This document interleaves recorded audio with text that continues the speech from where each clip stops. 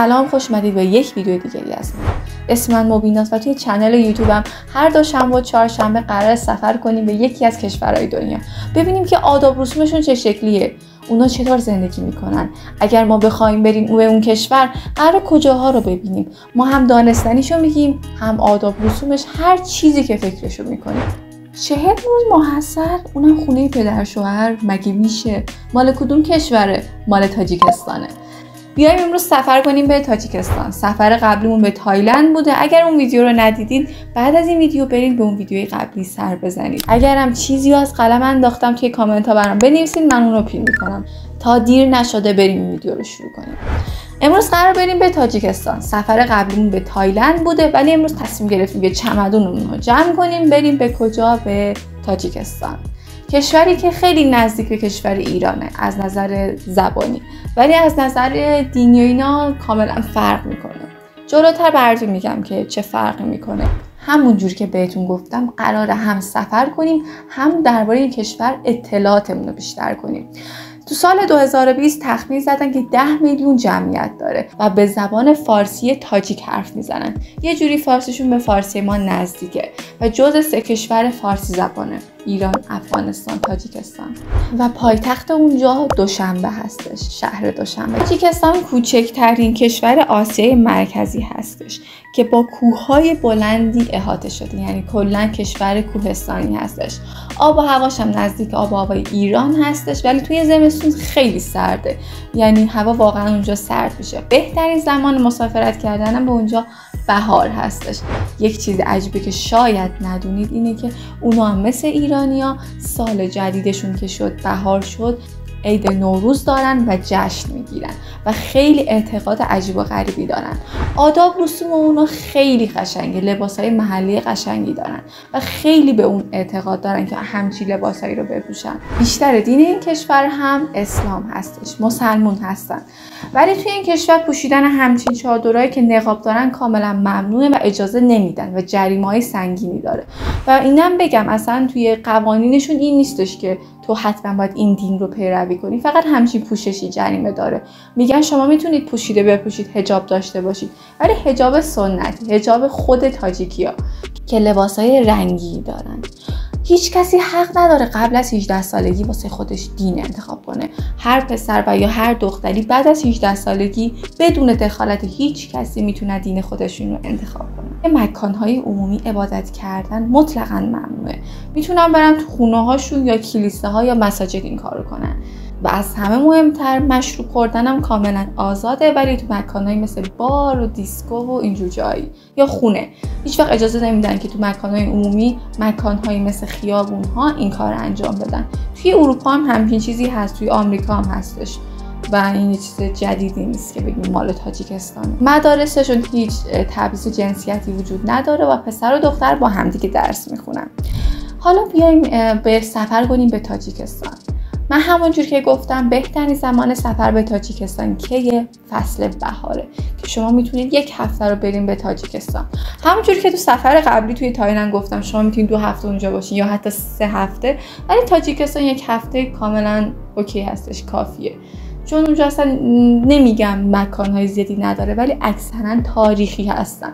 برای کسایی هستن که دوست دارن برن با آداب و رسوم این کشور آشنا بشن، با مراسمشون، لباساشون، کشوری برن که اونجا ارتباط داشتن با مردم آسون باشه، چون خب زبانشون فارسی تاجیکه دیگه و میتونن این کشور رو انتخاب کنن. مکان‌هایی نداره که مثلا مثل تایلند بگیم واو، ولی جاهای تاریخی قشنگی داره. به نظر من توی تاجیکستان حتما باید توی شهر دوشنبه برای خودتون هتل رزرو کنید که هتلشون بین 20 الی 100 دلاره. قبل از هر چیزی اینو تا فراموش نکردم بهتون بگم که واحد پولیشون سامانی هستش، یعنی هر 1000 تومان میشه 6 تا سامانی که اونجا میتونید با اون برید خرید کنید. توی این کشور تورم کمه و میتونید راحت‌تر خرید انجام بدید یا صنایع دستیشون رو بگیرید. همونطور که گفتم هتلاشون بین 20 الی 100 دلاره. سیم کارت هم با 20 دلار میتونید تهیه کنید، ولی اینترنت جداگونه هستش. مردم تاجیکستانی آدمای زیاد خونگرمی نیستن، برخلاف بعضی از کشورهای دیگه. نه اینکه آدمایی باشن بد باشن، نه اصلا ما همچین جسارتی نداریم، ولی مردم خونگرمی نیستن. مردم خشک و سردی هستن، نه مثل آلمانی ها. نه آداب رسوم‌های منحصر به فردی دارن که میخوام چند تاش رو بهتون بگم. بعد بهتون بگم که اگر رفتین به این کشور کجاها رو برید ببینید. اونا علاقه زیادی به خانواده دارن، یعنی وابسته خانواده هستن. حتی سخت هم میتونن مهاجرت کنن. وقتی هم ازدواج میکنن همشون توی یه خونه زندگی میکنن، یعنی بچه‌ها از پدر مادر جدا نمیشن. این کشور علاقه بعضی از پدر مادرایی هستش که وابسته بچه‌هاشون هستن. اونا طولانی ترین ماه حصل رو دارن که به 40 روز معروفه. ماه حصلشون اینجوری نیستش که آقا برن به یک کشور دیگه‌ای، برن به تایلند، برن به نمیدونم جاهای دیگه. نه، اونا میرن خونه پدر شوهر و اونجا 40 روز رو میمونن و تا بتونن یاد بگیرن که تو خونه چیکار کنن. یه جور هم آموزش هستش هم ماه حصل. و اینکه عروسیاشون اکثرا توی شمال تاجیکستان اینجوری هستش، 7 روز طول میکشه و تو خونه عروس هم عروسی میگیرن. 7 شبانه روز پایکوبی میکنن. مراسم نوروزشون توضیح دادم، این توضیح مختصر که مثل ایرانی‌ها مراسم میگیرن و خیلی براشون مهمه. سمنو درست میکنن و دور هم جمع میشن. حتی مراسم‌های تدارک میبینن که کلی غذا درست میکنن، غذاهای معروفشون رو که جلوتر راجع به غذای معروفشون هم براتون میگم. بیایم راجع به نونهاشون صحبت کنیم. اونا احترام خاصی واسه نونهاشون میدونن. یعنی اگر شما اونجا راه برین و نونشون رو بندازین زمین، یه جور بهشون بی احترامیه و واقعا برخورد جدی میکنن. همه مهمتر دوچرخه سواری هم واسه مردا هستش، یعنی هیچ زن و دختری اجازه روندن دوچرخه رو نداره. کسی میدونه چرا؟ من اینو نمیگم، توی کامنت ها برام بنویسید. هر کی که درستش رو نوشت کامنتش رو پین میکنه. و حالا رسیدیم به نکته غذاهای اصلی تاجیکستان. صبر کنین، قرار مکانهای دیدنیشون رو براتون بگم. اولین غذاش پلاو هستش که همون برنج خودمون هستش که برنج رو با گوشت و سبزیجات و هویج درست میکنن، مخلوط میکنن و اون رو میل میکنن. حتما تستش کنین چون نوشتن که خیلی غذای خوشمزه‌ای هستش. امیدوارم که همگی بتونیم این غذا رو تست کنیم. دومین غذاش که توی عید نوروزم درستش میکنن آش پلو هستش. یک نوع پلو هستش که از گوشت و سبزیجات درست میشه و اینکه به نظر من نمیتونه خوشمزه باشه، ولی این غذا رو تو مراسم‌های مختلف و جشناشون استفاده میکنن.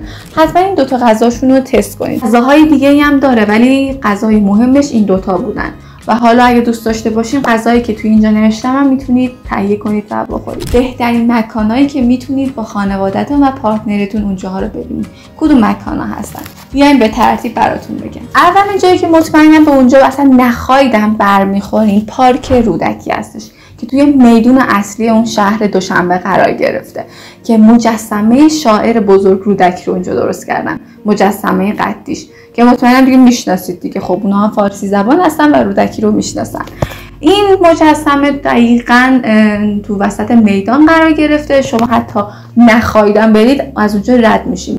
مثل میدون آزادی خودمون، مثل خیلی از مکانهای دیدنی که تو شهرها وجود داره و داخل میدان اصلی شهر هستش. اصلا ساعت کاری نداره و قیمتی هم نداره و رایگان هستش، 24 ساعته است. 2 تا موزه داره که موزه‌های مهمی هستش که اسمش اینجا میذارم، موزه قوم شناسی، که شما میتونید قومیت‌های اونجا رو بشناسید که چجوری لباس میپوشن، مراسماشون چجوری هستش، لباساشون تو گذشته چطور بوده، راجع به آداب رسوماشون، پوشاکشون میتونید اطلاعاتتون رو بالا ببرید. همونجور که اوایل ویدیو گفتم این کشور اکثرا تاریخی هستش و جنبه تاریخی داره. یعنی شما اونجا بیشترین تفریحی که میتونید کنید موزه ها رو ببینید، جاهای دیدنی و جاهای تاریخی رو ببینید. مثلا نمیشه با تایلند مقایسش کرد. و حالا این موزه که براتون گفتم ساعت کارش از 9 صبح تا 5 عصرش و بلیتش هم 10 سامانی هستش که میشه 66,000 تومان. چون بهتون گفتم که هر یه دونه سامانی 6600 تومان ماست. اینجا اگر علاقه‌مند به موزه هستی میتونید برید به موزه باستان شناسیش که راجع به تاریخش هستش، وسایل تاریخی از گذشته ها هستش.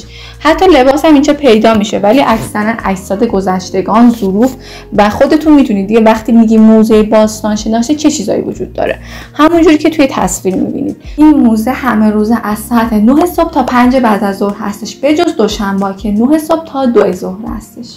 آبشار معروف بوزگاروف که مطمئنم توی یوتیوب دیدینش دیگه، آبشار معروف سیمتری هستش که واقعا زیباست. ولی خب میدونم به آبشار نیاگارا نمیرسه، ولی آبشار هم زیبایی‌های خودش رو داره، همونجوری که توی تصویر میبینید. شما میتونید به اینجا برید، 24 ساعته هستش و هیچ هزینه ورودی هم نداره.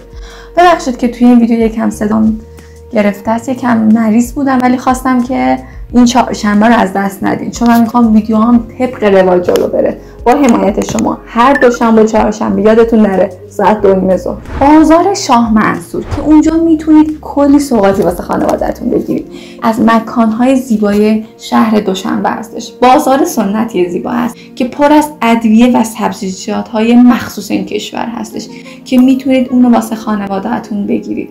این بازار بیشتر بومی و سنتی هستش که اگر علاقه‌مند به بازار سنتی هستید میتونید برید این بازار رو از نزدیک ببینید. بنای یادبود اسماعیل سامانی که این بنا 13 متر هستش که این یکی از پادشاهان دوران سامانی بودش که چون رفتار و کردار درستی داشته، خوب بوده و علاقه زیادی به شعر و ادبیات داشته، اومدن همچین بنایی رو درست کردن که شما میتونید برید این بنا رو از نزدیک ببینید. هیچ هزینه‌ای نداره و 24 ساعته هستش. و یکی از زیبایی‌های دیگه پارک ویکتوری هستش که توی یکی از تپه‌ها درست شده، مثل پارک جنگلی‌های خودمون که میتونید شهر رو از بالا ببینید و واقعا برای کسایی که دوست دارن شهر دوشنبه رو از بالا ببینن پیشنهاد میشه.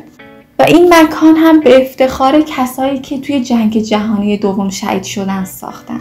هیچ ورودی نداره و میتونید 24 ساعته برید. اکثرا مکان‌هایی که توی این شهر وجود داره بناهای تاریخی که من براتون چنداش رو توی آخر ویدیو نشون میدم، چون توضیح خاصی نداره، میتونید به اونجا هم سر بزنید. هزینه‌ای نداره، 24 ساعته هستن و ورود واسه عموم آزاده. هر کسی که دوست داشته باشه میتونه بره این بنا رو از نزدیک ببینه. تا اینجایی که این ویدیو رو دیدید، دوست دارین که یک روز به تاجیکستان سفر کنید یا پیشنهادتون همون ویدیوی قبلی هستش به تایلند، دوست دارین ویدیوی بعدی به کجا سفر کنید؟ توی کامنت ها برام بنویسید که ما ویدیوی بعدی به اونجا سفر کنیم.